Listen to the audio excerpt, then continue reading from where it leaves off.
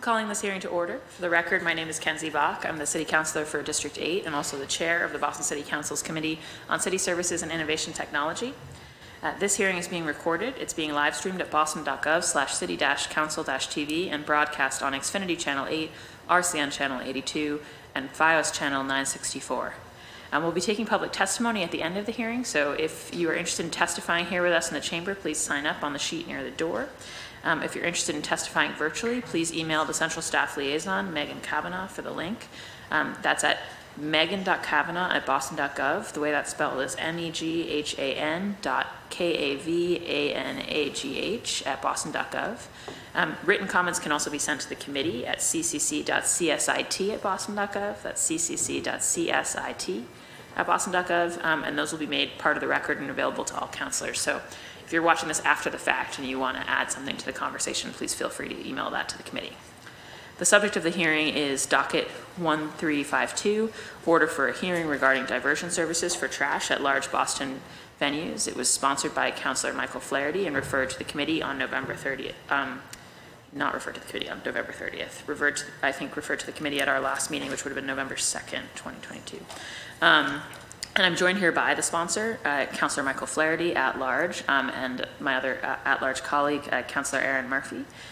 So what I'm going to do is just take some brief opening comments from my colleagues, and then we will be going to the administration. We're joined here today by Susan Casino, the recycling director for the City of Boston, and Superintendent Altador, our General Superintendent of Maintenance. Really excited to have you both. But then we're going quickly to the administration to just sort of get their take and a bit of context on what they do and how they coordinate, but then we're looking forward to hearing from a number of panelists representing various institutions, and so we'll get to that in short order. But first I want to hand over the floor to the sponsor, Councillor Michael Flaherty, for his opening remarks. Thank you, Madam Chair, for hosting. Thanks to my colleagues for attending. The hearing today is to examine the diversion of trash in the interest of recovering recyclables at large Boston venues. So it's, I would like to obviously get a sense as to what the city's plan is with respect to that. I know when we started this effort, and I know my former colleague, City Councilor and now State Representative Rob Consalvo, and I led efforts on this council around single stream recycling, etc. We've seemed to get away from sort of the waste portion of it, and the focus most recently from this council and others has been around energy. So I just want it to be stated that waste dictates a business carbon footprint, and every corporation, institution, public and private, seeking to reduce greenhouse gas emissions or achieve net zero emissions must tackle waste in addition to energy. And thinking about some of our local sporting venues, for example, one with a seating capacity of 40,000, which is approximately the size of Fenway, that holds 100 major events, generates 1,200 tons of trash per year. So the goal should be to divert that from landfills up to 80% of the venue's trash to conserve landfill space, but also to reduce greenhouse gas emissions. So in a nutshell, look forward to hearing from different folks today to find out sort of what they're doing. Are there any best practices out there? What are some of our competitors and other cities doing in an effort to sort of tackle the waste portion of our commitment to reduce greenhouse gas emissions? So look forward to hearing the testimony. Thank you, Madam Chair. Great, thank you so much, Councillor Flaherty. Councillor Murphy? Thank you, Chair. Thank you for being here. Looking forward to this conversation, and a lot of what my council colleague Flaherty already said, but I often think if I'm at like my local park for a couple hundred people showing up for a flag football and they neatly clean up after themselves and they leave the trash near the barrel for pickup, even then I think, oh, can we make sure we're recycling out? So knowing when we have 40,000 people at Fenway or other venues, how do we make sure that we're putting procedures in place and supporting to make sure that the end result is that we're recycling more is important to me, and just looking forward to the conversation. So thank you for being here, and thank you, Chair. Thank you, Councillor Murphy. Also been joined here by my colleague, Councillor Liz Braden, District 9. Councillor Braden. Good morning. Morning, everyone. Thank you for being here. This is a really important issue. My colleagues have already spoken to it. I think the amount of waste that's generated is a big concern, especially if it's not recycled. It ends up in our landfills. A huge It's a huge cost to our environment, and it's a huge cost to the city and to the organisations that generate all this waste as well. So really want to think about best practices and how we can address this and remove more of the plastic and recyclables from our landfills. Be a win-win all round if we could do that. Thank you. Great, thank you so much, Councillor Braden. Yeah, I would just say, you know, City Services and Innovation Technology is the title of the committee, and there isn't any more basic city service than taking out the trash, and to Councillor Flaherty's point, making sure that the recycling is actually getting diverted. And, you know, we've had a number of hearings recently, and we're grateful to our public works folks, I see some of them here, about how we, the city, can do that better, about how we can improve our trash contracts. So obviously, we've made a major move with composting recently. I think we all know that the single stream recycling system in general is broken, not just for the city of Boston, but nationally and globally. And so that puts us all in the position of saying, like, gee, what are we going to do now? But I think that the very good point that my colleague is making with this hearing order is that there's a certain amount of this activity that's under the control and purview of the city of Boston. But then, you know, we have very large institutional footprints in this city, both from our universities, our hospital systems, and of course our major sporting venues in the city, both of which are in my district. Along with many of those institutions, in fact. And so it's really important for us that we're all pulling in the same direction. And whereas with energy and the BERDO regulations, we've sort of been able to regulate that, I think, you know, here we just really need a spirit of partnership, making sure that we are all doing the best that we can on this front, and you know, learning from each other too, and imposing, you know, innovative solutions. I think the recycling system has changed a lot in the last 5 to 10 years, and things that worked for everybody 10 years ago aren't working now. And we know there's a lot of intelligence at our institutions, and so we're excited also to learn sort of from what folks are doing and put our heads together today. I do just want to acknowledge Councillor Flaherty did a bit in his remarks, but we are joined here today by Representative Rob Consalvo, also formerly a member of this body, a city councillor. I will avoid controversy by saying a lateral move, but we're grateful for his past service on this, and glad that he could join us today. So I'm going to go, like I said, to our administration panel. This is, you know, in the spirit of all pulling together, hearing a little bit about what we do and how we operate in the City of Boston. I'll do a round of questions for councillors, but just ask colleagues to be mindful that we're grateful to have been joined by a number of institutional representatives today, and I want to make sure that we get to them as soon as possible. And thank everybody for joining us after the holiday weekend. I hope everyone had a great Thanksgiving. So I'll now go to Susan Casino, Recycling Director, and Superintendent Josue Altador. If you can both just speak a little bit about what you do and just give us a bit of an opening statement, and then the councillors can come in with questions. So Susan, you have the floor. Thank you, Councillor. My name is Susan Casino. I am part of the city's zero waste team. I have worked for the Environment Department for the last 7 years on creating and implementing the city's zero waste plan. Per the Council's interest in recovering recyclables at large Boston venues, I can speak to the recommended strategies stated in the 2019 Zero Waste Plan and some of the city's work to reduce commercial waste. The plan recommends 30 strategies to get to 80% waste diversion by 2035. The 2019 Zero Waste Plan estimates that the city discards over 1 million tons of solid waste annually. An estimated 80% of the waste is commercial and 20% is residential, with an estimated recycling rate of 25% for the city. Since the Zero Waste Plan adoption, the Environment Department's Zero Waste team has assisted commercial businesses in waste reduction efforts, including compliance with the plastic bag ban ordinance, providing waste reduction toolkits for various business types, handling various types of waste, as well as launching a deconstruction initiative. The Council's interest in examining the diversion of trash for the purpose of recovering recyclables at large Boston venues is in alignment with Strategy 21 of the Zero Waste Plan, which recommends to, and I quote, develop best practice guidelines and require managers of large venues and organizers of public events to start implementing them, end quote. The Zero Waste team has not begun to implement this strategy. We are here to listen, to hear suggestions from the council and invited guests about how to move this strategy forward. I will take notes on the hearing and bring them back to Council Brezius and Chief White Hammond. Thank you. Great, thank you so much, Susan. Superintendent? Yep. Good morning, Council. Thank you for being here. Thank you for having me. Sorry. My name is Josh Altido. I'm the General Superintendent of Park Maintenance and Turf Management for the City of Boston. I've been with the city for about 10 years now.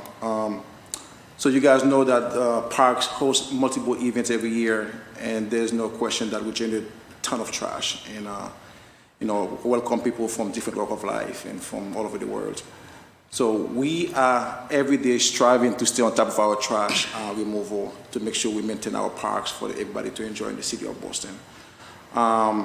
Recycle, we fall short, we understand that, and we're trying to make sure that we implement program in our city parks so we can improve recycle in the system. So we're looking forward to hear from all of you questions. If I can answer any questions, I'll be more than happy to provide any more information. Thank you so much. Great, thank you both. I'll go first to the sponsor for any questions. Thank you, Madam Chair. Susan, great to see you. Strategy 21 has not been implemented off the top of your head, and I'm a citywide council and knowing all the parades and the festivals. Do we know which ones sort of generate the most by way of potential recyclable trash, whether it's the St. Patrick's Day Parade, the Marathon, Pride Parade, Dorchester Parade, etc.? Are there any that sort of stick out that would say, hey, we need to engage Strategy 21 to address that? And I envision sort of at the end of the parade celebrations, it's both sides of the streets, it's public works and scooping everything up, and then at the very end, they front end load it, put it into a truck, and then kind of where does it go? And can we be diverting that? Can we be separating that, et cetera? And that's the solo cups to the paper, to the wrappers, to the confetti, et cetera. So if I can just get your thoughts on, from your vantage point, which events, tall ships, I mean, I can just go through them off the top of my head where they generate a lot of activity and potentially generate a lot of recyclable material. So we have not tried, we do not have that kind of data, and I think that would be work that we would need to do with Public Works to see how the coordination, because I know, the venue holders or that are organizers are responsible for their waste, or at least paying for it. So I think that would be our first step to sort of get a handle. But you named all the big events, and those would be included. I know that the Environment Department probably a couple of years ago now, or maybe a few, actually before the plan, worked with Fenway, with the Red Sox, to have a recycling zero waste event at Fenway. And I think that spurred part of the incentive for including that in the zero waste plan. But specifically, there hasn't been a focus on the events since then.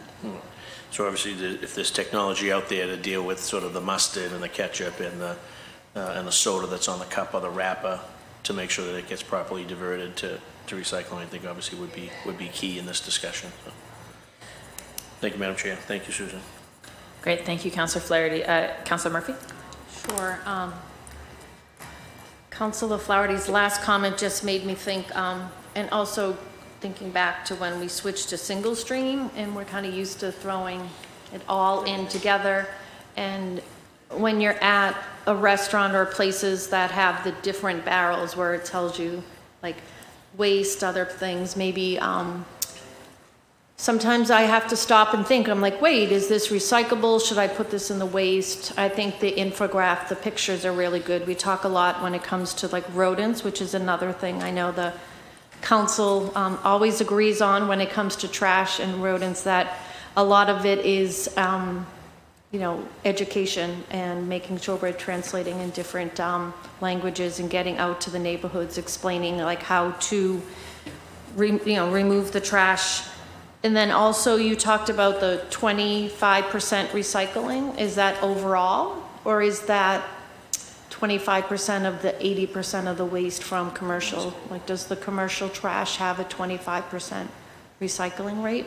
When you mentioned of the 1 million tons, 80% comes from commercial. Or do the residential do more than 25% and kind of lift that up? Do you know? It's 25% for both commercial and residential. And maybe there's ways then, I know we've talked about different ways residentially, how to improve it, and also now with these new green barrels. And I know I'm like 942 on the wait list, but I'm waiting for that barrel. I can't wait to get it. Yeah, so wondering if there's ways to incentivize commercial waste removal. If you have ideas, that would be helpful. Thank you, Chair. Councillor Brady? Thank you. I'd love to drill down a little more on the 25% recycling rate. So of all the commercial and residential waste that we generate, we're recycling 25%, and the other 75% doesn't get recycled. It goes into the landfill, whatever, or incinerated, whatever. So during COVID, did we notice, I know the folks who take the cans and get the redemption centre, you take it and get your money on the can. Those centres closed during COVID. Did we see an uptick in trash disposal in that time? Like the sort of stuff that would normally would be taken to the redemption centre and recycled and got. Did we see any change in that during COVID, or is that something that's maybe recent? I can tell you that to Public Works' credit, and they only handle residential, they have that data, and we're talking about commercial. The city, because the city only is responsible for residential, not until this zero waste plan had we even tried to think about how we were going to measure our performance in terms of commercial, because that data isn't required to be given into the city. So another strategy as part of the plan is how to obtain that data to measure performance. The plan, the 25%, came from estimates upon estimates in terms of the size of businesses, the number of employees, statistics on generally how much a commercial business or employee, et cetera, generates. And then that's how a lot of that information in terms of the commercial aspect of the plan was come to. Yeah. And in terms of the commercial, I know I will talk to our colleagues in the big venues, et cetera, and the institutions.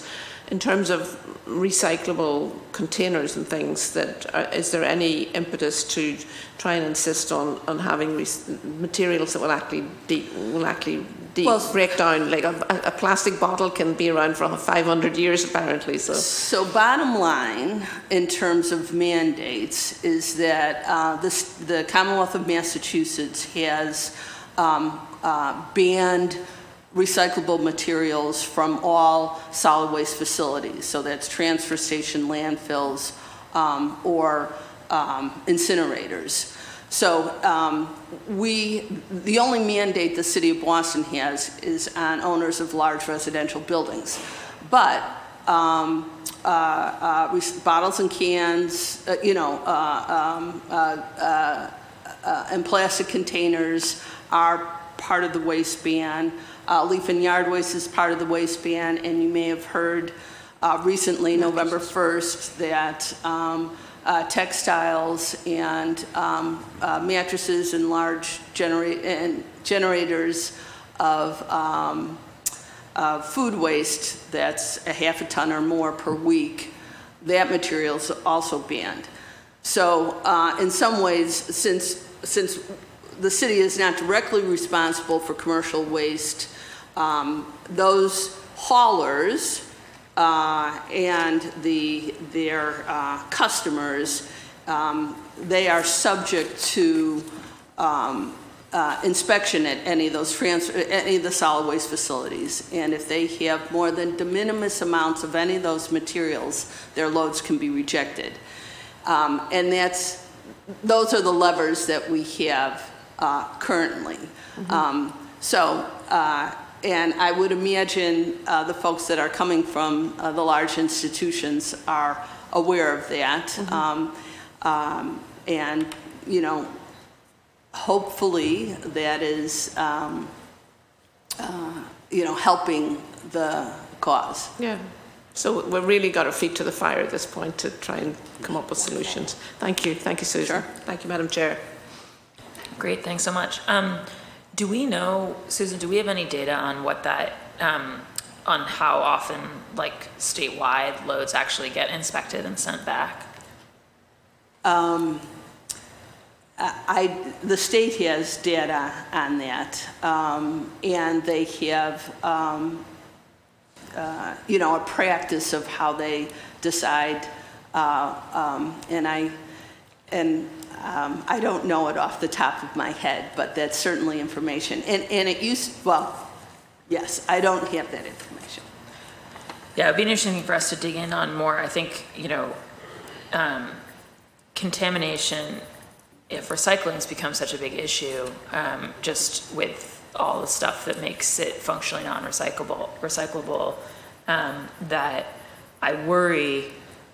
I have this sense that, you know, a lot of institutions, and I think this probably happens from time to time in the city too, people have sort of like recycling bins, and they have a kind of notional idea that things are being recycled, and then there's some point in the process at which people look at a bag, realize that it's contaminated with 50% trash, and end up throwing it in the trash instead of the recycling because they don't think it's actually going to get recycled, which is then maybe helping limit our recycling contamination, but then means that half the bag is recyclable, is going into trash. And I suspect that that is happening quite a lot. And Yes. so it makes me think that the inspections at the transfer stations must not be very regular or a very large proportion, or else I feel like I would have heard about huge numbers of trash bags being sent back from all of us. So I don't know if you have anything else on that, but I might just start digging in on that Well, there's also, question.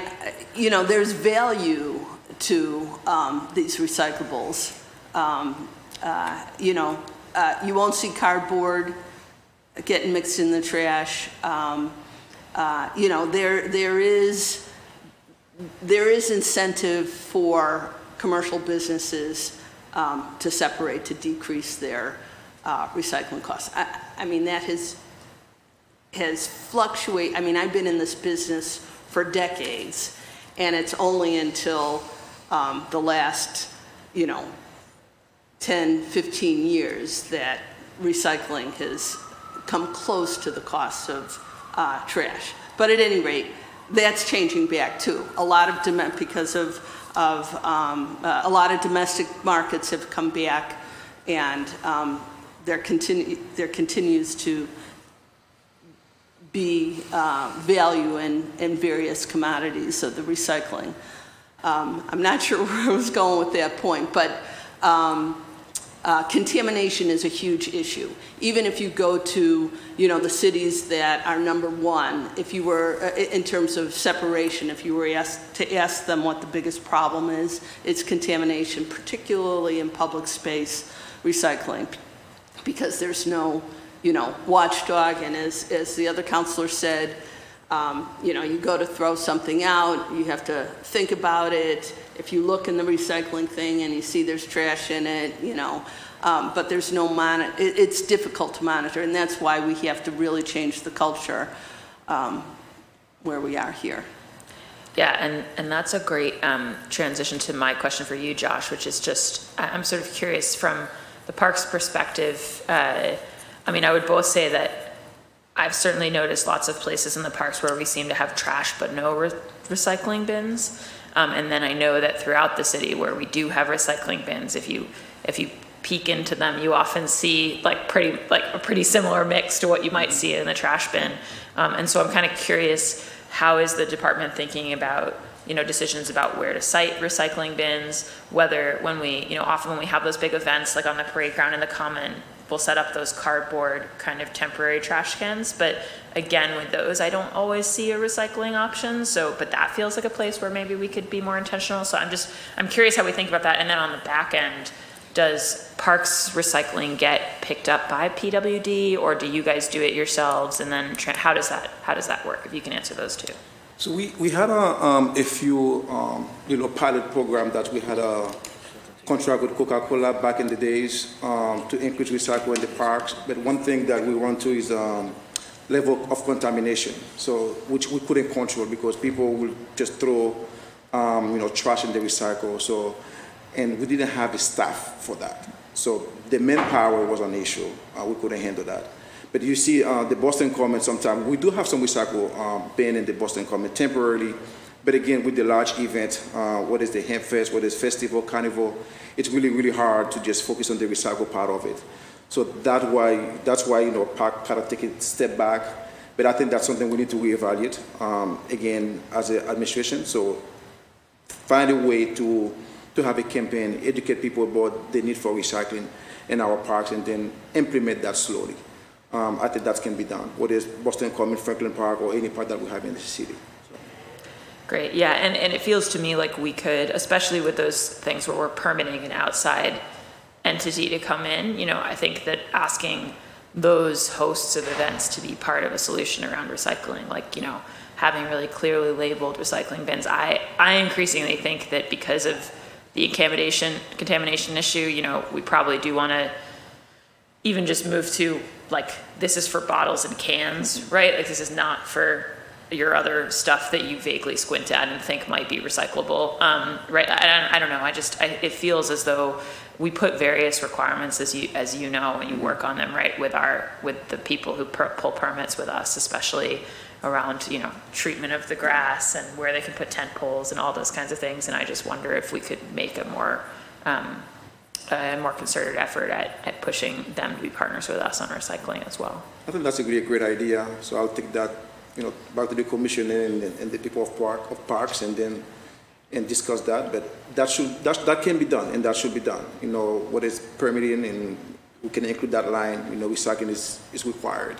And that can be done, and we can hold them accountable if they don't do it. So that's a really good idea. Yeah, I think that would be great. Thank you so much. I could mention that we do have, Wake Up the Earth has historically been a zero waste event.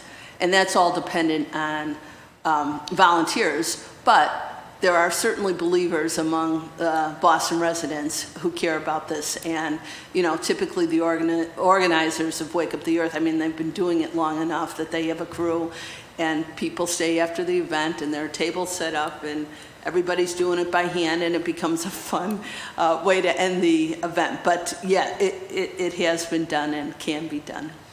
No, absolutely. And I think, we can't give up on culture change. The reality is it feels really hard, but there was a whole different orientation towards littering writ large in this country decades ago, and we really did move the needle on that. And I think, trying to have that same kind of shift where people just think, like, I couldn't possibly throw a recyclable thing in the trash, just because we haven't gotten there yet doesn't mean we can't get there. Councilor Flaherty just had to step out briefly, but he had a question, which is just, with out of the 30 zero waste things, with number 21 not having been implemented yet, can you give this council a rough sense, and we can follow up later, but like, out of those 30 strategies, sure, how many of them have not sort of yet begun to be like implemented versus how many are kind of fully implemented? Like, what's the spread of that? Well, I think our focus has been on the largest waste streams that haven't been touched by the city already, which in terms of residential, we have the single stream recycling. But in terms of commercial, we're looking at food waste and construction and demolition debris. So, and part of the zero waste plan is also to lead by example. So one of our first efforts has been with the schools and implementing composting at the schools. And then with food waste and C&D, I know that the chief's priority is, in terms of food waste, identifying food that is still able to feed people. So we have been looking at systems for donation. And then in terms of construction and demolition debris, we have launched a deconstruction initiative where we're working with developers to pull out reusable materials and recycling materials. And that's been going pretty well. Great, thanks so much. Yeah, no, and we can follow up as the committee on just sort of whatever the current tracker is of the different strategies and where we are on all of them, but that's helpful context. Councilor Murphy, did you have any follow-ups? Have we seen yet any mattresses being dumped around the city? I know that was a concern when we knew that November 1st was looming. Has it become an issue yet? Where people don't know where or leaving their mattresses? So if you're talking about residential. I am, yes. I would refer that to Public Works.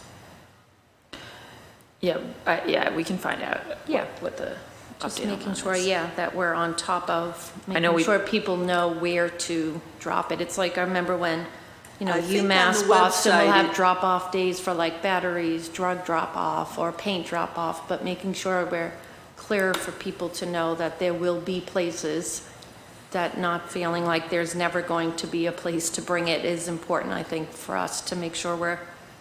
And lastly, you mentioned schools, and I was a BPS teacher for a couple decades, so lots of waste in the cafeteria, lots of paper that then gets mixed in with trash. And most of the schools that I am personally aware of, unless a teacher took on that task of making sure the separated recycle, a lot of times classroom teachers would take their own, like the ream of paper, like the empty box, and use that, and then take that box to put in the 1 or 2 recycle bins, but then oftentimes when it came time to bring out to the street, it got mixed in anyway. Do we have any idea on if we're getting better on separating out our recycling, the paper that gets thrown away at our schools? The waste is separated? Well, all the schools have recycling programs, and I know that their collection is part of the residential collection as well. So they get serviced, you know, at least once a week in terms of what's going on within the schools. So I've been here long enough too to see it's, you know, when there was a recycling coordinator for the schools, it helped tremendously. There is now, recently, the schools have hired a zero waste coordinator, and she is focused on the composting, but the recycling is part of that as well, and I think that will be very helpful in terms of compliance.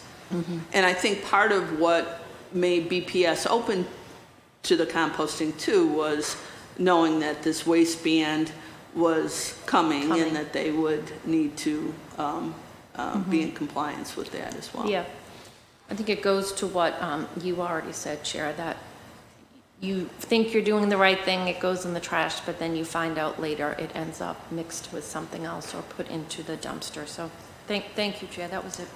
Thank you, Councilor Murphy. And I do just want to say from a public service announcement perspective that Bostonians should know, if you have a mattress that you want to get rid of, the best thing would be if you could possibly hold it until the first of the year, and then you can actually call 311, and the city of Boston is going to have a program where you can schedule pickup of that mattress. The challenge we're facing is that we haven't quite gotten the contracts in line for that to happen yet, so we're in a little bit of a weird in-between period. So if you have a mattress, you can possibly hold on to it until the first of the year, and then call 311 to schedule an appointment. That would be great. If you can't do that, then there are a number of private mattress recyclers. There are also some places that accept it for donation, so we'd encourage you to do that. But again, if there's anywhere you can keep it until the first of the year, call 311. We're going to have a pickup system. A reminder that we also have a free pickup system for textiles that you want to recycle. So you can also call 311. That exists today. So just want to flag that for everybody, because Councilor Murphy makes a good point. We're in a weird sort of interregnum between the state law going into effect on the 1st of November saying you can't throw away mattresses anymore, and us getting this new system up to speed. But it is coming. We are working on it, and I think certainly I will register for our institutional partners that everyone thinking about how they're handling mattresses, which I know the institutions are often, specifically the universities and the hospitals, dealing with at a much larger sort of to scale thing. We hope you all are also working on ways to comply the best with that new regulation. All right, I think those are all the councilor questions for the administration, and I'm very mindful of all the folks we've got waiting to join us. So I want to thank you both. Josh and Susan, for being with us today. We really appreciate it, and all your work. And Josh, you know, it's funny, I saw that you were coming to speak with us, and I thought, you know, I have 1,000 things I want to ask Josh about, but most of them are technically in Councilor Lara's Parks Committee remit, but we're really grateful to you for keeping so many of the parks in my district and throughout the city looking so wonderful. So thank you. Thank you, Council. Thank you so much. And Susan, thank you so much for this long, outstanding work on zero waste. So thank you to you both. We will have, I'm just going to read the names of the panelists who have got on my list, and we'll have you all come up. I think what we'll do, I think maybe just to simplify logistics, because we're not overrun with counselors today, we'll have maybe all of you come up and take these 4, but then also take these 3 over here, and then I can go to people. But just to note that what I'm going to do, because we have a lot of folks with us, is just ask people for really sort of brief opening statements, and then we'll get into questions and conversation, because that seems likely to be more generative. I also want to flag that while we're not joined by Boston University today, they did send a statement, and I'll read that into the record at the end of the hearing. But we're going to be lucky to be joined here today by Stephen Boksansky from the Mass Chapter of Beverage Association, Government Relations. We've got Deirdre Manning. So if folks hear your names, you can just come up and grab one of these seats. And when we fill these seats, you can sit over here. And if you're with somebody, you can kind of lurk behind them. And we've got Deirdre Manning from the Massachusetts Convention Center Authority, BCCA, their Energy and Sustainability Manager. We've got Evan Harwood from the Building Services Manager, also for the MCCA. And then Robin Pacini, the manager from the Boston Red Sox, Andrew McFadden, manager for the TD Garden, Bruce Dixon, Sustainability and Energy Management for Boston College, and Regina Bolivia, also Landscape Services, Boston College. So if I can have the institutions stick together. So great, excellent.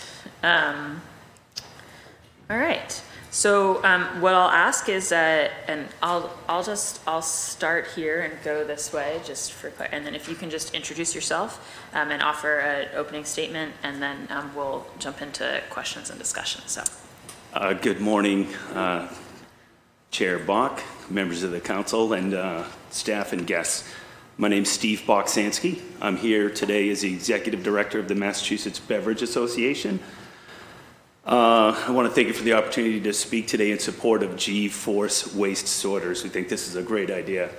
The Mass Beverage Association is made up of all the global brands that everyone's heard of before: Coca-Cola, PepsiCo, Keurig Dr. Pepper, and our own Polar Beverages, which is based in Worcester, Massachusetts. these brands have all made commitments to start using more and more recycled content in their containers in the near future. There are some bottles that are out there now that are including recycled content. The reason we came here today to support Michelle and G-Force Waste Sorters is because we're not able to get enough recycled plastic back in order to meet those goals. So if the Coca-Cola company wants to use 25% recycled content in all their bottles by 2030, we need to get a lot more of that material back. So we need to find ways that are innovative to increase recycling and get some more of those containers back. So when I met Michelle and heard about this idea, I thought it was a great idea. It makes a lot of sense, and it's something that we'd like to support. PET bottles are 100% recyclable, including the caps. We want to make sure everyone knows that. They were designed that way so they could be turned into other products. Currently, a lot of the bottles end up as part of carpet, shoe wear, fleece materials, a lot of different uses, but we also want to get more of that stuff back, more supply back, so the bottlers themselves can get more of it back and turn that recycled plastic into new bottles.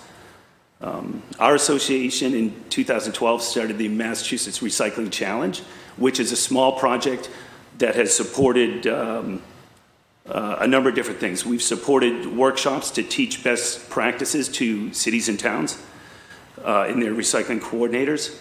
We've supported numerous public space recycling projects, including along the MBTA's Red Line, from Alewife down into Charles MGH.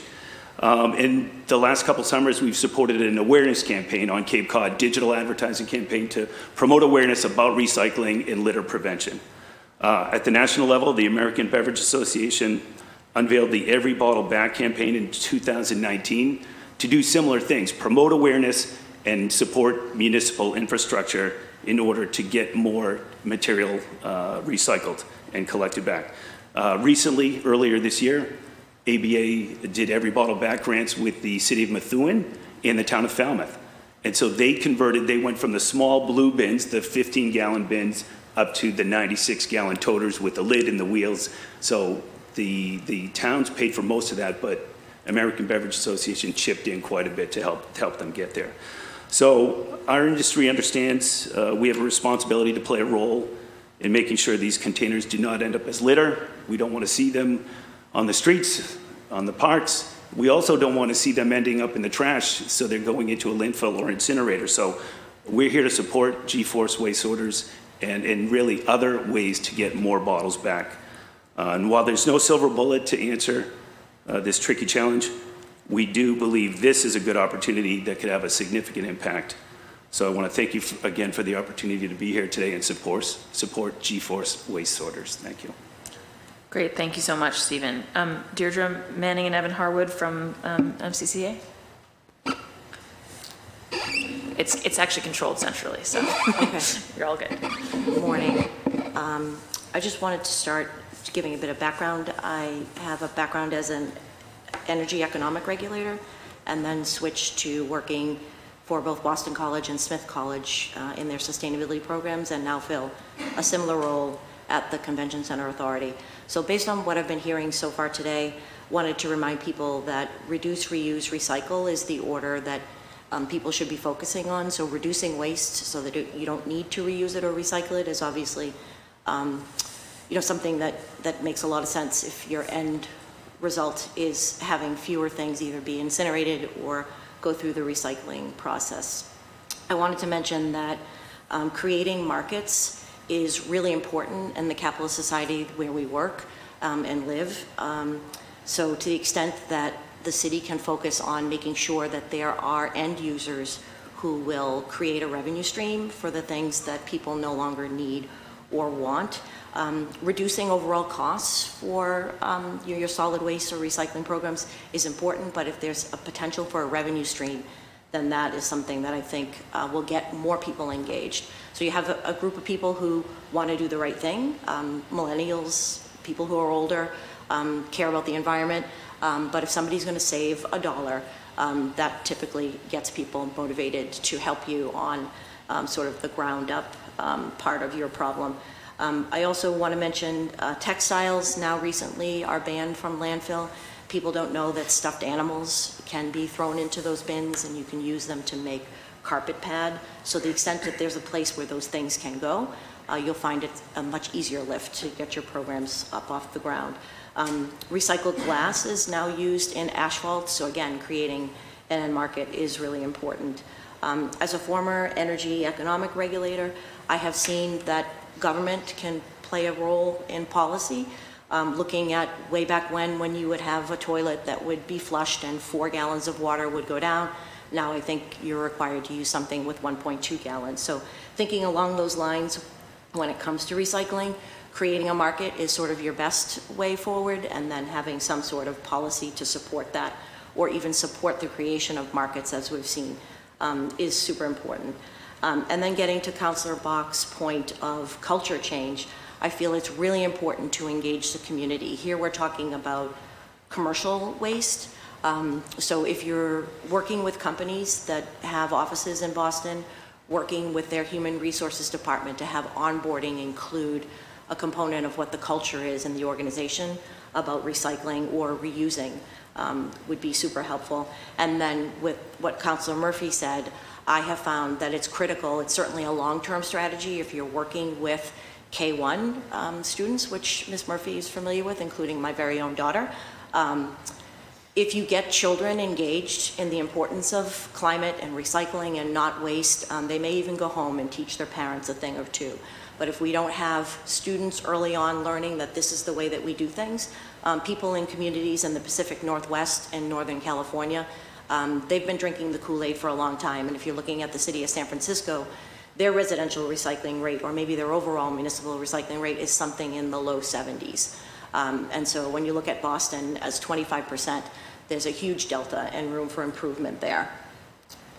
I also wanted to say, in terms of the city looking to sort of foster the creation of green teams in businesses, get people involved in the workplace, that will certainly help with the end result that you're looking for. I would also point you to the Mass Saves program for all of the things that they do for community outreach to reach marginalized communities, communities where English is a second language.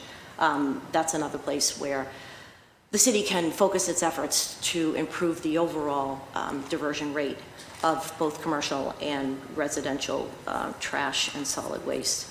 I would also add a few points for what can be done in terms of around the city. As a city resident, having working water fill stations will encourage people to bring a reusable bottle instead of bringing a plastic bottle that will end up either being incinerated or, if we're lucky, recycled.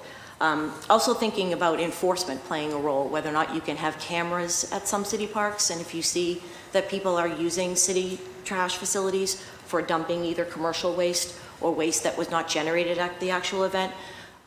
We don't sort of like to use the stick as opposed to the carrot in terms of policies, but having that as part of something where somebody gets fined for doing something that's not allowed, and then maybe having a publicity campaign around that. Not looking to shame people, but if that might be something that gets people to sort of cooperate, that might be something that you're considered. Also wanted to mention, I had the opportunity when I was visiting family in San Francisco to meet with the person who oversaw the sustainability program at San Francisco International Airport. And I was really fascinated with what they did there, because you can't really have much in the way of signage, because wayfinding is the most important thing that you need at an airport. People need to get to the right gate. They don't want to miss their flight.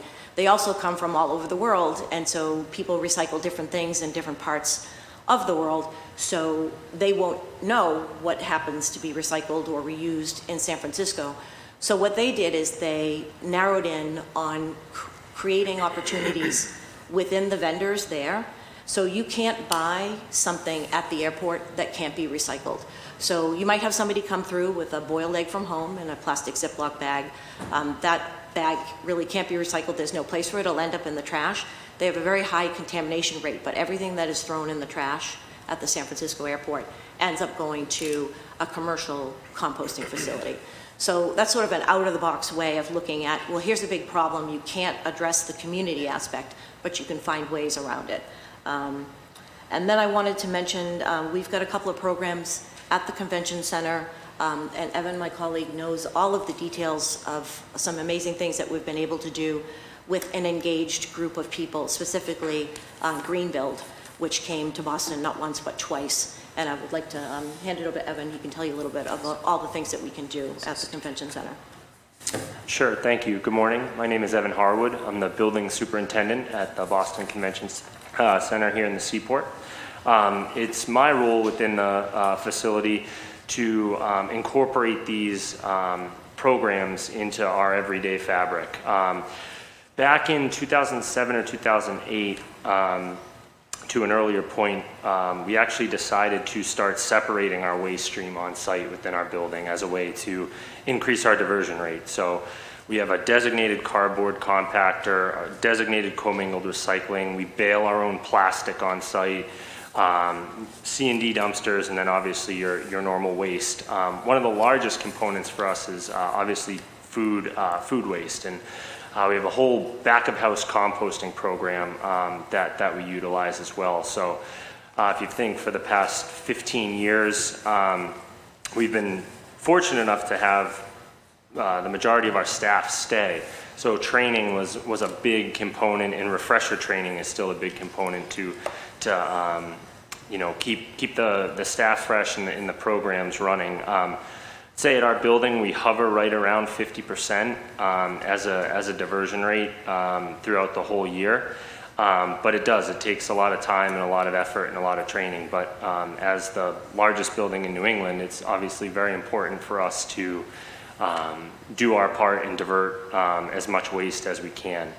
To Deirdre's point, we did host Greenbuild at our building, and some of the things that we learned were, it's more of culture, like their culture, their language, how they talk, the signage that they put around their buildings is completely different than what we had. So we were able to learn quite a bit. Also controlling your inputs, what is allowed to be brought into that show. They have vendor buy-in, they have exhibitor buy-in for, you know, I'm not going to bring, you know, melamine in. I'm going to bring something that I can recycle or something that can be reused. When Greenbuild was on site with their program, specific to that event, we were, I think, around 92%. They had 3-bin clusters around the building and volunteers instructing people who came to the show of where to put things so that they could be properly diverted. So to Deirdre's point earlier, with kids in school, it'd be a great target to start setting up some programs and start with the youth to get that culture and get that language integrated into that kind of everyday fabric. You think of San Francisco, Denver, you know, Seattle, San Diego, that's all been going on out there. And part of the reason why their diversion rates are probably a lot higher than ours is that buy-in. But again, thank you for having me today. This is a great conversation to obviously learn from and to talk about. Great, thank you so much. Robin Pacini from the facility, she's the manager of facilities planning and services at the Red Sox. You just said what I was going to say, but so I work with Waste Management and Aramark for our recycling and waste program, as well as the MGM Music Hall, who I'll be here speaking on behalf of, since we share one compactor, one trash compactor, one recycling compactor between the two buildings. On average, between the two buildings, we see roughly 40,000 different patrons a night. We have heavily invested in recycling training, signage, and education to our employees and fans, resulting in about a 25% diversion rate this year. But with such a large number of consumers night after night, we're continuing to find hardships with diverting recycling and food waste from our trash receptacles. We pick and sort the seating areas post-game, but that only accounts for a quarter of the trash in the park. Throughout the park, we have 150 trash and recycling bins placed together with the understanding that fans want to do the right thing, but sometimes it's unclear where those items can go. We do not expect them to get it right every time, but there has to be a better way that we can get into those trash bins and sort through them. We have done many post-game waste sorts over the last 6 years that I've been at the Red Sox, 6 to 10 per season. We've tried to do, resulting in 60 to 70% diversion rate from those trash bins that we've pulled from. We usually have 15 to 20 workers ready at a station to open trash bags, weigh those trash bags, go through the bags, sort the recycling, sort the food waste into appropriate containers, and reweigh them, all the containers at the end of the see exactly what we diverted. This process takes about 7 to 9 hours after every game, and as you might have seen, a Red Sox game can be 7 p.m. to midnight and then 1 o'clock the next day. So sometimes it's hard to fit these in such a small place like Fenway Park. If there was an easier way to do this at Fenway in the Music Hall, we would absolutely do it. We just haven't figured out how yet. Thank you. Thank you, Robin. And then we've got, I'm just going to finish the round. Andrew McFadden from TD Garden. Thank you for having me. Appreciate the opportunity. The general manager at TD Garden, I've been there for 10 years.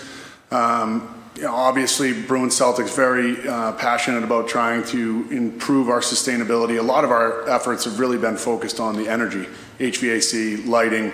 We're basically 95% LED, and a lot of our focus has primarily been on the utility side. But in 2016, we renovated our loading dock and were able to implement single stream recycling. Similar to the Red Sox and the convention center, it's a challenge. Logistical challenge, significant labor and union environment, challenging from a volunteer standpoint. So again, grateful to be here and grateful to hopefully collaborate and partner with all of you to improve. Great, thank you so much. And then we've got Bruce Dixon from Boston College, the Sustainability and Energy Management Specialist, and then Regina Bolivia, the Director of Landscape Services. Mr. Dixon. Thank you, Madam Chair. Good morning, everyone, and good morning, councilors. Boston College uses Save That Stuff, located in Charlestown, supporting a Boston waste management contractor to manage trash and recycling materials from our campus on game day. Our process starts before the season starts. The athletic department sends an email communication about our sustainability policies and processes to season ticket holders. On game day, LAS parking attendants distribute trash, recycling bags, and info kits to each car entering a designated tailgating spot. My office, the Office of Sustainability, manages the Green Ambassador Program.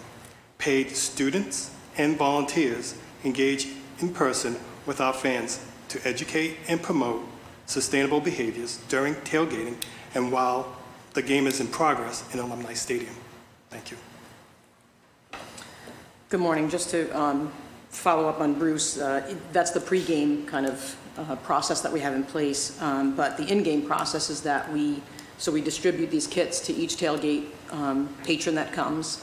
And they have the opportunity, and they have a little sheet that tells them what they should, recycle and what's trash, and they have the separate bags for it.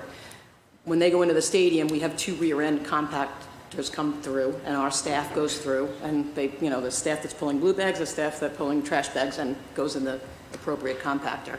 So when the tailgaters come back out, they have another set. If there's post-game tailgating, they have another set of bags. Their station, their area is clean. And they go and they tailgate more. When they leave campus, we have 4 30-yard containers dropped on campus, 2 for recycling, 2 for trash, and our staff goes through and does the same thing, collects everything from inside the stadium, from outside the stadium, and goes into those appropriate containers. On a daily basis, we strive hard to do recycling, and when Deirdre was with us years ago, started 1-for-1 trash and recycling containers, not only inside the buildings but outside on campus. So my staff goes around and we have what I call a transfer station at our 300 Hammond Pond Parkway campus, where we have C&D waste container, we have a trash, recycling, yard waste. So we're really trying to do it all at some level. Lots of improvement can be made, but we're making a big effort, and we're lucky at a university that the students are really, they have that culture. They're interested in doing the right thing for the most part. It's a generalization, but we're lucky, so we do pretty well. I think over the last 5 years, correct me if I'm wrong, Bruce, but our diversion rate for our football games is about 37 to 39%. So we have a long way to go, but we've come a long way. Great, thank you all, and thank you to everybody for those informative but brief statements, just because we've got so many guests here.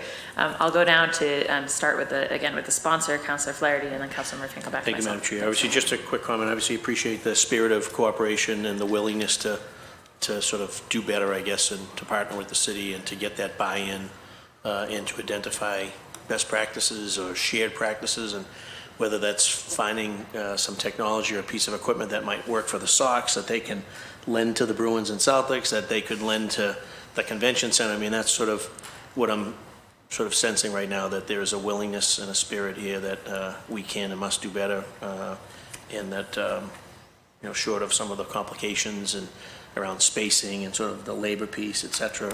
And it was not just the other day, I think there was a Bruins game followed by immediately Celtics game. I mean, I don't even know how you could even get the place up to shape by the time that the next set of fans come in. But so those are obviously the challenges: late games, double headers, etc. So as well as the convention center encouraging the convention groups to come in to think about what they're bringing in ahead of time. And as you know, there's a sort of a 2-3 day setup where there's got to be cans and boxes and things everywhere. So, but again, thank you, Madam Chair, and again, I appreciate the spirit of cooperation and look forward to getting some public testimony to see if there's any other best practices out there.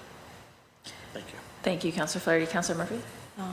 Thank you, everyone, for those informative introductions.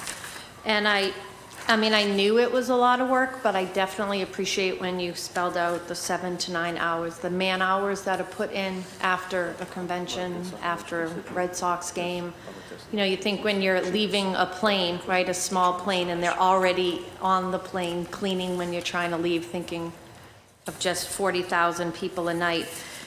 It's a huge task, but I keep hearing time and time again from everyone here, it's sustainability, it's diversion, it's education. So you have the numbers, right? You know that you're getting better and that we just need to. So how can we as a council support, if it's putting, like you said, is it the stick or the carrot, policies in place to support all of these big venues across the city? And I was also happy to hear, because I mentioned it earlier, that signage is huge for all of you, right? So it's not just me when I'm at the store and I'm trying to figure out which spot to put it in, that everyone, like you said, most people want to do the right thing, but then you're a little confused, which one do I put it into?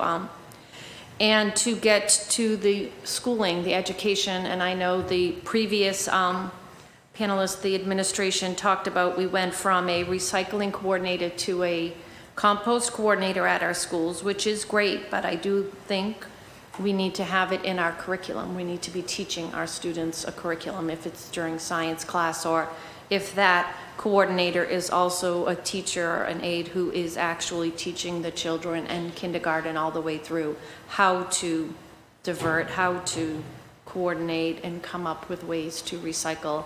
There's always, you know, in certain schools, you know, certain classrooms that kind of take that on themselves, and they always do that amazing job where they're recycling better than everyone else, and you wonder, how do we get that to a bigger scale? So the will is there, and how can we support to make it at you know, these bigger venues, which I do appreciate. Councillor Flaherty wrote this order specifically around these bigger venues, not just the house waste, which we also, you talked about millennials. I'll end on this. My son is a millennial, and definitely when he made sure that we had 2 barrels, we weren't using a small recyclable. One is right next to each other, so there's always recyclable in one. It's not smaller than the regular trash barrel, and it just makes it so much easier. Sometimes those simple things are just putting something in place in your kitchen, in your house somewhere, in the right place, so that no one has the excuse to just not do it, and then it becomes habit. So thank you, and thank you for being here. Thank you, Councillor Murphy. I had a few questions. One was just, Andrew, if you could just speak to, what is the gardens diversion rate? Do you guys track that? We do track it. It's approximately, apologize for the delay, it's approximately 16% right now. Okay. We generate, the stats updated here, 641 tons of trash annually, and we're currently recycling about 100 tons of that. Got it. So, I mean, in the spirit of a little friendly competition, I heard 25 from the Red Sox. Again, both are in my district. And BC, I know you mentioned the 37 to 39% for the games. Just for our reference, what is it for the campus overall? Do you know? Yeah, I do. The campus overall is 41%. So you've gotten pretty close to the campus average with the games. Got it. And then MCCA, Fenway, and the Garden. Do any of you have a formal policy around inputs control? Like where you're making sure that the things that you're offering for patrons are things that can be easily recycled, as you mentioned, Deirdre. I'm just curious to what extent we've implemented that. Certainly, I know that there are places that have shifted. I appreciate that, and it'd be interesting also to hear from you, Mr. Brzezinski, about. There's the question of moving to more recycled plastic. There's also the question of moving more to cans. Like I know there's been a move towards canned water as a more recyclable thing, and I'm just curious whether, you guys, there's a piece of this where you're the people doing the work, and then there's a piece of this where you guys are setting the demand for what you're going to buy from his constituents, and I'm just curious kind of where we are on that front. So, Deirdre, if you want. Sure, I can speak to that. We work on a case-by-case basis depending on what the client is interested in, and then we have a whole host of solutions that can meet just about every need. So in terms of what you're driving at, I would say the Pacific Northwest would be the convention centers that actually outright ban certain things, but that's not the way we operate. We look to provide services that the client is asking for. But have you guys ever considered moving towards that model, and what would it take? Would it be a decision by the MCCA's board? Like who would decide, like we're gonna constrain our customers in that they're gonna need to use these recyclable options? Yeah, typically I would say that those convention centers in the Pacific Northwest and in Northern California are doing things that are required of them by the municipality where they're situated. Good to know. Fenway? I was going to say, we have no formal policy in place, but the music hall only can do cans unless it's like an alcoholic beverage, in which case it's a compost cup. Right. So they are taking a step ahead of Fenway. Fenway, unfortunately, is kind of constrained by sponsorship deals, which I'm sure you might have the same issue, where Coke only wants the bottles in there because they want to recycle the bottles. That way they're 100% using the same bottle every time when they recycle. So there is some constraints that we have due to sponsorship to make a formal policy. But the Coke bottles are not pulled out and separately recycled. Are they? As of 2022, they are. They are. Yeah. So how does that work logistically? So they work with our waste hauler on the back end, and then they're pulled out. So what is that's very interesting to me because, I will say, I am pretty interested in this extended producer responsibility question and how we make, folks from your industry really be as heavily in this game as possible, right? So clearly Coke, probably because of the type of commitments they're making, has committed to a program where they're spending some extra money on the back end to find those bottles. From a public perspective, if somebody's picking through that trash anyways, it seems frankly insane if they're leaving behind all the bottles but taking the Coke bottles. I'd be interested to hear whether the industry's thought about a little coordination on that. Presumably Coke could maybe make a new Coke bottle with some plastic from Pepsi. I don't know. I would say to that. Go ahead. I would say to that all the water bottles, soda bottles, they're all made from, or 90+% are made with PET, and that is a material that's easily recyclable, that it's light, it's easy to work with, it's easy to turn that bottle into a new bottle or another product. Same with aluminum. So that's why you see most of our products in those containers. Aluminum is super recyclable, so is the PET. I'm not sure about specific programs. It's my understanding that Coca-Cola could take a Pepsi bottle as long as the label's probably stripped off. But PET is PET, and that's a standard commodity that could be used. You could mix all those different bottles together. It doesn't matter about brand. So aluminum could all go together. PET can all go together.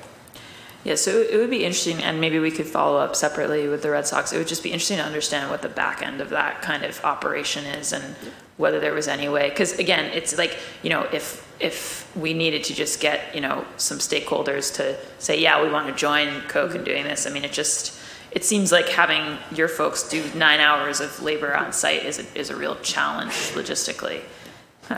And I'm all about, like, let's acknowledge the things that just are not plausible, but then instead of saying because of that we all have to be stuck at 25% or whatever rates, right? We've got to figure out how to solve for those things efficiently.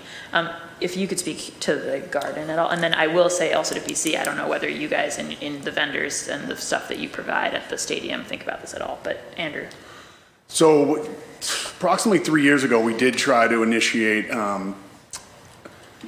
implementing devices or canisters, if you will, for folks to consume our food and beverage that were compostable, and they weren't.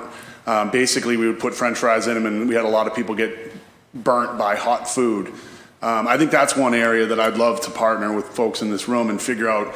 A lot of our waste is tonnage, and it's contaminated waste, whether we're trying to recycle or not.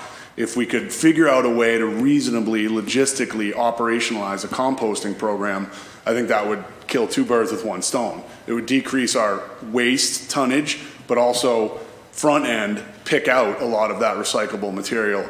It's just, again, in a space constraint, not a good excuse, but just being transparent. We've tried it. It's been relatively unsuccessful from a composting standpoint. It also brings some other sanitization issues, pest control being one of them. So that's an area where we'd love to partner with folks in this room to figure out how we could implement something that's realistic. Another opportunity where we're just recently going on a pilot with is kind of an AI waste stream. We have over 300 trash and recycling receptacles in the garden. They're all next to each other purposefully. They're all clearly labeled purposefully. But this, when fans have had a couple of adult beverages, to get them to comply can oftentimes be like managing and wrangling toddlers. So there is a technology, ironically called Oscar, that essentially, kind of like facial recognition, will be able to pull out and say, oh, you're throwing a cup into the trash, that goes into the recycle bin. We just got approval to go ahead with that. We'll certainly, once it's off the ground, would follow up with the committee and welcome anyone to come and take a look at it. I think that goes to the education piece. So those are the two things that we've tried in the past, one being those utensils and whatnot that were compostable but just have not been successful for various reasons. And then, the education piece with some of this AI technology. And that technology would be like where in the process? It's actually mounted, it's legitimately an iPad screen with a camera that's mounted on top of each receptacle. So it's fairly costly. Obviously you've got use, abuse, wear, tear, potential breakage of that device.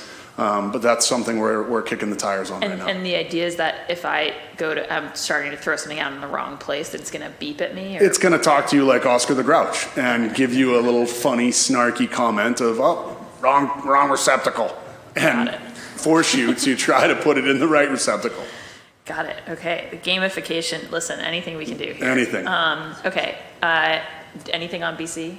No, I don't think we control anything in terms of what's allowed in the venue to be distributed. We do composting at our dining facilities and at some level at res halls, but at big venues, we just haven't. We'd love to partner and figure out a way, but we've not gotten there yet. Okay. Councilor Flaherty? Any? Okay. Well, yeah, I would just say, we've got some great operations minds in this room right now. And I think, I do think that it is on all of us at the different levels of the legislature, both, here at the municipal level, up at the State House, to think about the programs that sort of really drive incentives and requirements. Like that regulatory side is on us, but I also think that all of the entities that run these major venues have, corporate social responsibility commitments. I certainly hear about them both vis-a-vis the Red Sox and the Garden. Obviously, we talk about them with the universities, a nonprofit. The MCCA is an arm of the state government.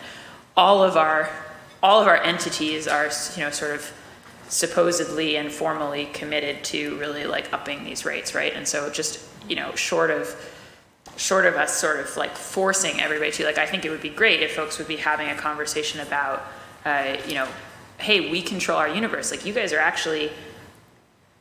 a huge advantage when it comes to the inputs. that like is much harder for us to manage in terms of what somebody throws away in the Boston Common, right? That like almost everything that someone throws away at a large venue was acquired at that venue. And so it does feel like there's a kind of closed system opportunity here that we could all learn from each other and kind of accelerate on. I think the city would love to help on that and help on that kind of cross-fertilization on that.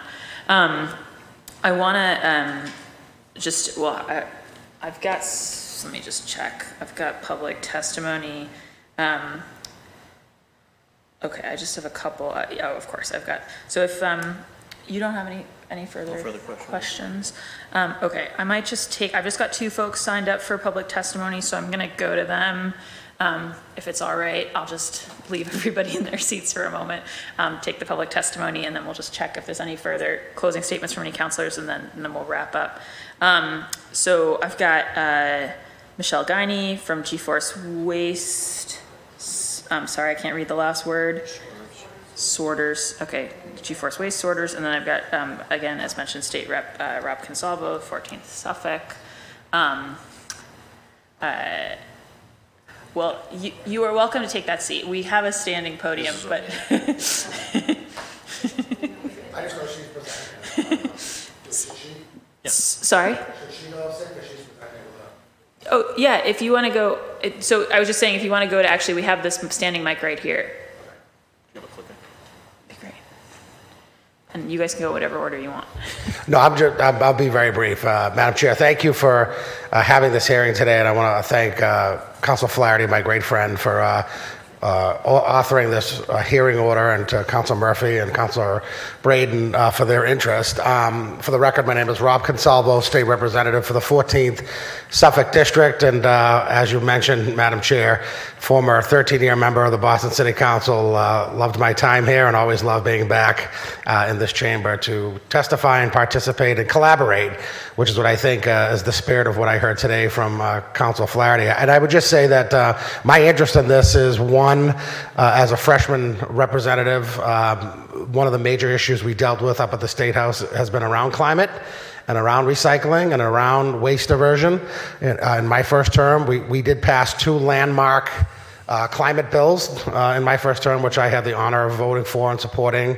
As you know, the Climate Roadmap Bill, which is making Massachusetts a national leader in climate, as well as most recently a major offshore wind bill that is going to put Massachusetts first in the country around using and harnessing the power of wind to move away from our dependency on fossil fuels, and I was proud to vote for both of those. Michelle, who you'll hear from in a moment, is my constituent and lives in my district. And I've said it all during my time as a Boston City Councilor, as well as now, our best ideas come from the people who live in our districts. When I was on this body, many of the ordinances I passed came from neighborhood residents, community leaders, crime watch captains, school children, and these ordinances became law. And thrilled that even in the legislature, many of the bills that I've signed on to and voted for were driven by people who live in our community. This issue is no different. Michelle, I didn't know before this and just asked for a meeting as her state representative to talk about the issues around climate and around waste diversion and around recycling. And one of the things that I also take great pride on, Council Flaherty, I know we've collaborated on many sort of new forward-thinking technological advances that help Boston and the Commonwealth do our jobs better, faster, more efficient, and that contribute to addressing these major issues, particularly around climate and around recycling. So thrilled to have had a couple of meetings with Michelle, thrilled around this concept and this idea of this new technology to help both large venues divert waste from the recycling, but also the city of Boston and the Commonwealth of Massachusetts. And so I look really forward to working with Michelle on the state level to see how we can get this conversation started at the state level as we enter our new legislative session after we get sworn in January.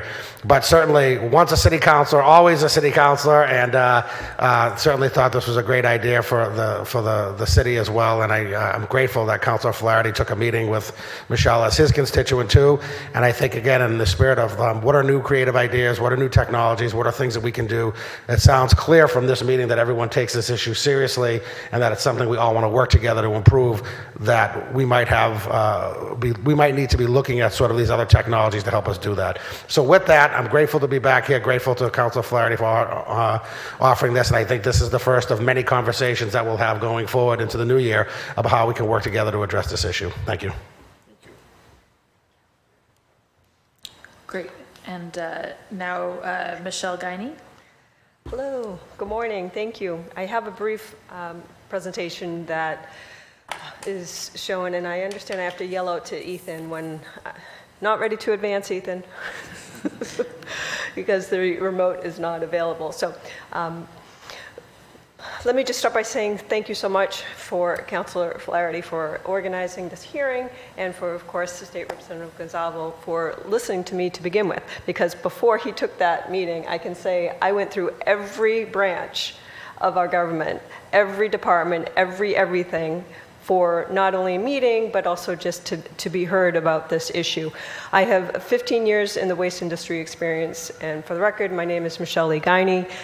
And I primarily worked with the largest waste management company in North America, managing their sustainability program in New England. In that role, I created and implemented waste reduction initiatives for our largest waste generating customers all along the East Coast. And in that, I became acutely aware of how far we are from sustainably and responsibly managing our waste. My startup, GeForce Waste Sorters, it was a result of that experience and is a way in which we can see the missing link in the waste management infrastructure. Okay, Ethan. Yay. I'm not going to go into numbers. This is, the hearing, a fact finding, and you have, that data at your fingertips, and I will also have this presentation available to you. But overall, whether you are looking at national, state, or local numbers, all of the data is the same. We recycle far too little. And despite best case scenarios you've heard from all of our venues here today and from the city representative, we have had signage, trainage, we've had investments in programs and education and outreach and bins and collection systems, so on and so forth, and we still are only recycling a fraction of material. In addition, we have had regulation, legislation, and mandates in place for decades, yet we remain in the low 30s for the past 2 decades for recycling. Things haven't worked. You can advance, Ethan. So of that material, of that waste stream that we have available to us, where is the highest value? When you look at all this trash, that 75-ish percentage of trash, the highest value is in your commercial waste stream. The reason being, we have certain areas, whether it's restaurants, hotels, hospitals, malls, etc., that have this material, as you have already said, it's in a controlled environment, but in particular, it's the venue's waste stream, because it is material that is generally consisting of about 40 to 50% recyclable material. That's your cups, your bottles, your cans, that's used for less than 10 minutes. And then in addition, you have about 20 to 30% organic material. High value material that we need for both recycled content, as we heard from the American Beverage Association, but as well as for energy creation, as we heard for composting programs. So, next slide, Ethan. Thank you. As an example, just a handful of venues in Massachusetts generate over 40,000 tons of trash per year. If we recover 80% of that, we would be looking at, according to Environmental Protection Agency's waste and reduction model, it's a greenhouse gas calculator tool, we would be able to avoid over 92,000 metric tons of carbon dioxide equivalent emissions just from that handful of venues alone. Okay, next slide, Ethan. However, we do not have a solution for that. Venues, as you've heard the volumes through all of the panelists today, do not have a solution to efficiently manage that material in order to make that venue ready for the next day's event. So with that, next slide, please. Oh, I'm sorry, wait, back up, sorry. When we're looking at the current strategies, what we're lacking is the recyclables recovery. What venues can do, facilities managements, what they are able to do is to work with janitorial companies as well as waste hauler companies, basically just to collect and transport that trash to landfills and incinerators. There's nothing in between to sort that, segregate that, recover that. Again, the efficiency is utmost because these venues, they have events every single day. Okay, now you can go to the next slide. Thanks. This is the missing link that I referred to at the beginning. What we need to be able to do is seamlessly, effortlessly instill into that system of collection and transporting the recovery. And G-Force waste sorters, this is the EcoBoost, which is a mobile mechanical waste sorting system that will aid us in recovering those recyclables with about 80% less manual labor than manual sorting. It is based on proven technology. I designed it in collaboration with expert engineers in mobile recycling, and it is with the inputs from the manual sorts, all of the data collected over the years of doing the manual sorts.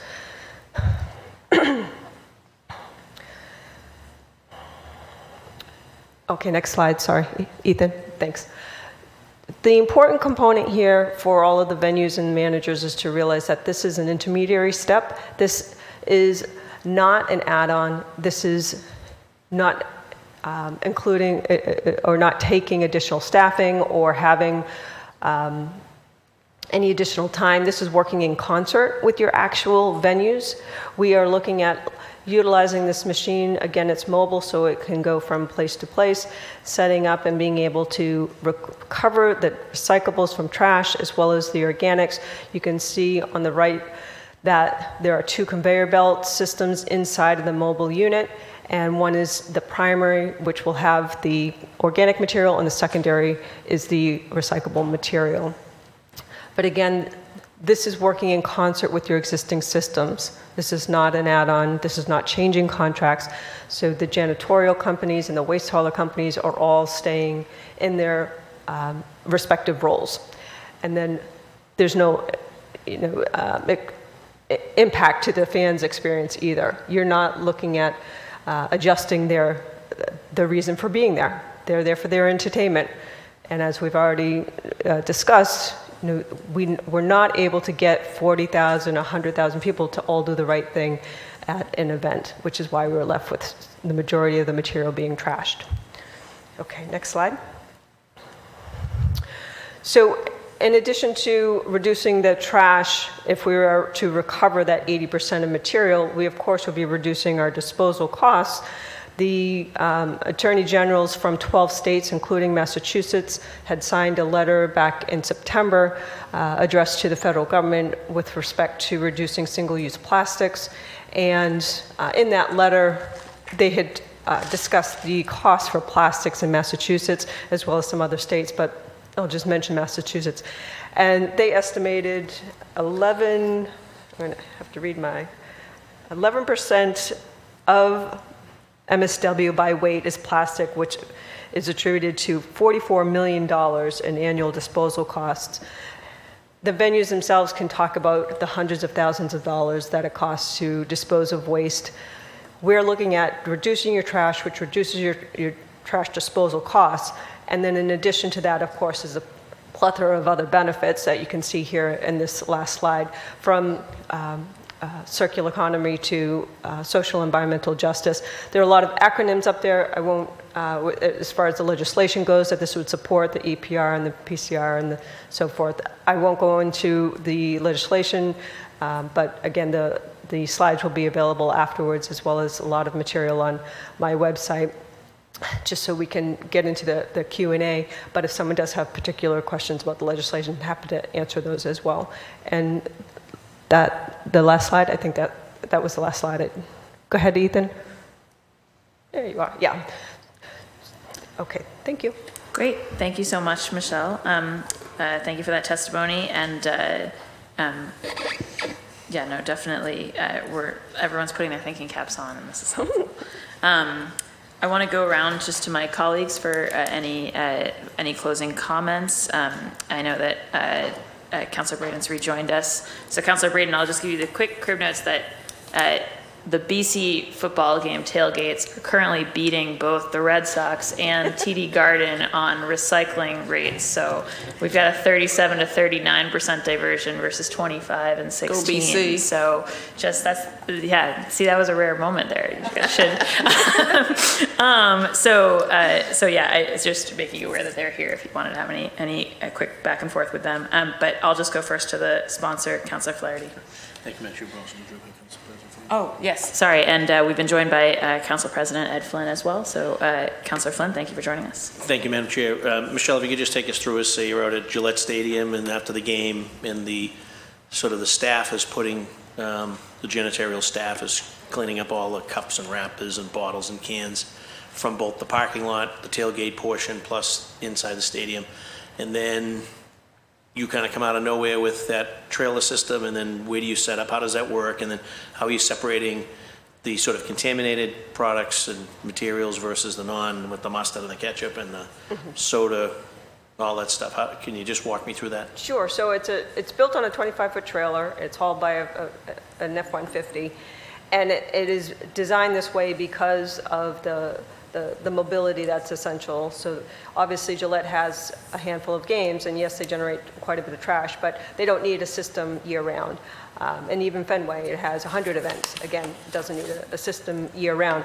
So being able to have something mobile was crucial, but also being able to handle that waste that you're talking about. In my experience in doing the waste sorts for all of these large generators over the years in the industry, the inputs were crucial to understand the volume and the types of material, the specific composition, so that we would have the machinery necessary to handle the liquid waste as well as the food waste.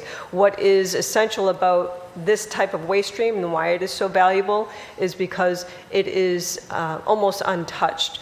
What you're thinking about in those ketchup packages and things, yes, it is messy, but it's not like your mixed residential waste where it has been mixed with, I call it, everything under the sun, and has been compacted. We're on site at these events where the material has been touched for 10 minutes or less, and it's not compacted. So it is a pristine waste stream, and is definitely not a waste stream for incineration or landfill. Easily low-hanging fruit to recover this material. We have 2 belts inside of the mobile unit, and all of the heavy liquid material, that food organic material, will stay on that first belt, and the sorters will be flipping off the recyclables up to the secondary belt. There's a liquid catch basin as well to remove and extract the liquids, and our next generation machine, EcoBeast, will have some AI that will be installed in order to capture packaging data, which is essential for all of the compliance to legislation for consumer brands. And how many people total within that trailer? Is it 2 on the upper level, 2 on the lower level, 1 feeding, 1 separating? Can you break that down? Sure. 4 inside. There are waste sorters with a trash barrel in between them, because there's still about 10 to 20% residual waste. And then 4 runners outside. And those runners will be weighing the material inbound and outbound, so we'll understand exactly what we're collecting, sorting, and putting into the respective barrels, compactors. Thank you, Michelle. Thank you, Madam Chair. Great, thank you, Councillor Flaherty. Councillor Murphy? Thank you for your presentation. It was very informative. And Robin, I could see you thinking over there, and you had mentioned that after games, and you probably do it at the other venues too, but you had specifically mentioned sometimes 8 to 9 hours. Do you see a system like this helping with the sorting? Because I did see, I liked your graphics, that there are still people there on the end after it's sorted out. Yeah. Yes, absolutely. When we have all these, they're basically volunteers for the most part, or they're hired labor that we come in that if we didn't have them, we would still hire them to pick the seating bowl in a faster manner. So I think if we took, those 15 to 20 people and actually put them in the seating bowl to clean up the park faster and get it to the stream, it'd be much more beneficial to us. Awesome, thank you. And thank you, former Councilor, State Rep Rob Consalvo, for coming and inviting Michelle. you've always been a wonderful representation to your constituents, so thank you. Thanks so much, Councillor Murphy. Councillor Braden?